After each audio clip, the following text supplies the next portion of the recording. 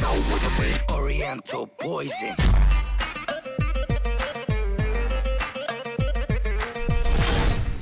Wassalam alaikum à tous mes très chers abonnés, j'espère que vous allez bien, que tout va bien pour vous et que votre MIFA se porte bien. Aujourd'hui on se retrouve pour une nouvelle vidéo, mais je ne suis pas tout seul, je suis avec Lia. Salut. Et avec Nala qui arrête pas de faire des bêtises, et d'ailleurs elle s'est calmée un petit peu là, elle s'est assise donc ça fait du bien. Bref, aujourd'hui on est là pour vous parler de quelque chose d'assez important. Aujourd'hui je suis allé à un endroit auquel je vais jamais, au commissariat pour bien sûr porter plainte pour mon scooter. Pourquoi? Pourquoi tu portes plainte tout de suite? Pourquoi tu portes plainte aujourd'hui? C'est normal que je porte plainte déjà, pour ceux qui me diraient mais pourquoi tu portes plainte? Alors, on m'a volé mon scooter. Imaginez ce mec là, après m'avoir volé mon scooter, il écrase une poussette, il écrase un enfant, il écrase une maman avec mon scooter. A votre avis, c'est qui qu'on va arrêter? C'est moi. Ça fait longtemps que j'aurais dû porter plainte logiquement, mais on a essayé de chercher le type. J'ai essayé de le retrouver pour régler ça en mode cool Raoul entre lui et moi.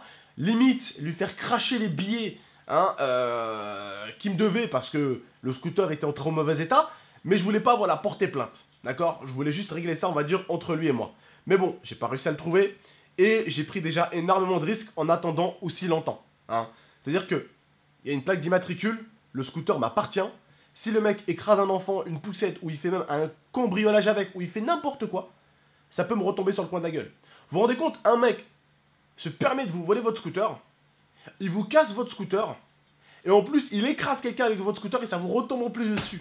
Vous vous rendez compte? Non seulement vous vous faites voler, en plus, vous vous faites arrêter parce qu'on croit que c'est vous qui avez écrasé quelqu'un. Donc, voilà, aujourd'hui, je suis allé porter plainte. Mais ce qui m'a gêné, c'est pas ça. C'est un abonné. Alors, je sais pas si c'est un abonné ou pas, mais des personnes qui font les mecs discrets, genre je rec, pendant que je parlais avec le flic, du style je rec. Quelques secondes plus tard, ou quelques minutes plus tard, j'ai voulu aller le voir, il était plus là. Alors, je me suis dit, bon, vaut mieux que j'en parle aujourd'hui avant qu'il y ait une vidéo qui atterrisse sur YouTube. OMG, j'ai vu Gaming Stress dans un commissariat de police. Voilà, au moins je vous ai expliqué pourquoi j'ai été au commissariat. J'étais pas avec des menottes, je suis allé avec l'IA tranquillement pour porter plainte. Mais voilà, en tout cas c'est fait. J'ai porté plainte pour le scooter. Voilà, j'espère qu'ils retrouveront la personne. Au moins, des fois, payer un tout petit peu ce que t'as fait, entre guillemets. C'est bien de payer un peu ce que les gens font, des fois, parce qu'il y en a qui payent pas assez ce qu'ils font comme conneries.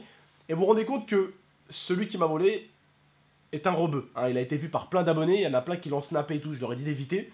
Et parce qu'en fait, je suis le seul ici, dans le coin des Chirolles, à avoir un nitro. Ils roulent tous au booster, ils roulent tous au stunt, ils roulent tous à la petite piwi, ils roulent tous en cross, ils roulent tous en quad. Le seul qui avait un nitro ici, c'était moi. Voilà, et le mec était tout le temps en mode capuche, donc personne n'a vu. Enfin, personne n'a vu son visage. Mais les abonnés, vous savez, des abonnés, ils habitent dans toutes les cités. Village, Village 2, Village Olympique, Villeneuve, La Tronche. J'ai des abonnés qui habitent partout. Dans toutes les cités de Grenoble et tous les quartiers de Grenoble. Ils l'ont aperçu surtout du côté des Chirolles, mon scooter. Donc je savais à peu près où il fallait chercher. Je sais qu'il a été aperçu au bout d'un moment à la butte. Je connais tout le monde là-bas. Il a été aperçu un peu partout avec mon scooter. Je sais que c'est un rebeu qui m'a volé. Vous vous rendez compte, quand un mec comme moi, un de ces quatre, je vais subir du racisme, on va me traiter de voleur. Alors que moi-même, en étant algérien, en étant un arabe comme diraient certaines personnes, eh ben, moi-même je me suis fait voler par un autre frère, soi-disant. Et en plus, des fois, je me fais traiter de voleur. Vous vous rendez compte la double patate que tu prends. Non seulement toi, en fait, t'as connu ce que c'est que de se faire voler, et en plus, tu te fais traiter des fois de voleur. Vous vous rendez compte le truc un peu qui te donne envie de casser des mâchoires? Donc celui qui m'a volé, c'est confirmé. C'est pas un frère renois, c'est pas un frère blanc, c'est soi-disant un frère muse. Un arabe, quoi.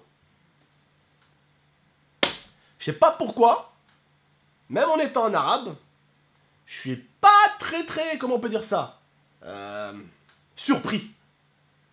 Voilà. Autant de temps que nos parents, nos grands-parents, nos mères ont pris du temps à se faire accepter en France. Et en quelques années, on a réussi à leur niquer toute cette réputation de propreté, de respect qu'ils ont pu montrer à la France. Cette nouvelle jeunesse, elle est dangereuse, très dangereuse. On avait nos parents qui venaient du bled avec nos grands-parents. Ils essayaient de montrer que tout ce qu'ils voulaient, les rebeux ici, les Africains, c'était manger, s'occuper de sa famille, prendre soin des siens et avoir beaucoup de... Comment on peut appeler ça? Beaucoup de valeurs. Chose que certains aujourd'hui n'ont pas. S'ils pouvaient vivre sur le dos d'un autre et lui sucer le sang comme une sangsue, certains ne se gêneraient même pas. J'habitais dans des quartiers, j'ai habité dans les pires quartiers de Marseille. J'ai connu, rien. T'sais, pas d'argent, pas de bagnole, pas de moto, pas de scooter, rien. Il y en avait, ils avaient tout, console, moto. Alhamdoulilah, j'ai bien grandi, ma mère a toujours pris soin de moi. Hein. Ma mère, elle a toujours bossé comme une folle mesquina pour que je manque de rien. J'ai jamais manqué de rien. Mais j'ai jamais volé à ceux qui avaient plus. Jamais, au grand jamais. Et c'est peut-être pour ça que aujourd'hui, Rabbi Subhanahu, Dieu, me donne peut-être autant.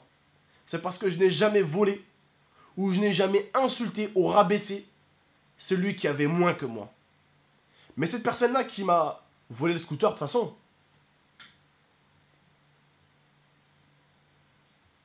Dieu ne t'aidera jamais. Tant que tu voleras les tiens, les gens quoi, l'être humain, tant que tu le voleras, tant que tu voleras, tu n'auras rien. Et il ne faudra pas te plaindre. Il ne faudra pas que tu dises un jour, mais pourquoi Dieu, j'ai rien?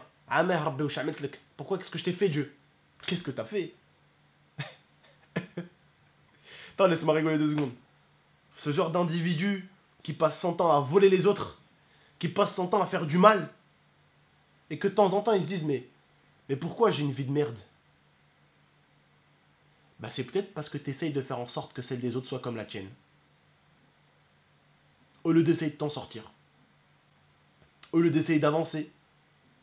Au lieu de te dire, ah, c'est pas grave. Oh, c'est la misère, mais c'est pas grave. À l'époque, je me rappelle, avec Lia, on avait pris 7 mois pour pouvoir avoir 400-500 € sur YouTube. 7 mois. Et au bout d'un moment, vous vous rappelez, la Wi-Fi, la Free avait coupé chez moi. J'ai dû aller m'installer chez ma grand-mère et dépenser ce que j'ai gagné pratiquement en 1 an sur YouTube, le dépenser en 1 mois, 2 mois. Je mangeais des pâtes à l'eau, des pâtes à l'eau tous les jours avec ma femme pour essayer d'économiser, pour essayer juste de continuer mon contenu YouTube. Et en période du Ramadan, tous les soirs, je faisais Échirol, Grenoble avec ma femme et mon scooter pourri, Délim, frère, un vieux scooter à l'époque que j'avais, pour juste manger correctement. Et j'ai gagné cet argent avec la sueur, la fatigue, les lives jusqu'à 8 h du matin, les 55 heures de live comme hier. Et t'as une merde qui vient et qui te vole ce que t'as acheté avec du boulot, rien. Avec ce que t'as pu gagner en 5 ans. T'as un mec qui vient et qui se sert. Il te prend ce qui est à toi et en plus, il le casse. Putain. Ce genre d'individu-là, je peux pas vous dire ce qui vous arrivera. Mais, comme on dirait, et moi je sais que l'enfer existe, mais si l'enfer existe, crois-moi, t'as déjà pris le billet première classe.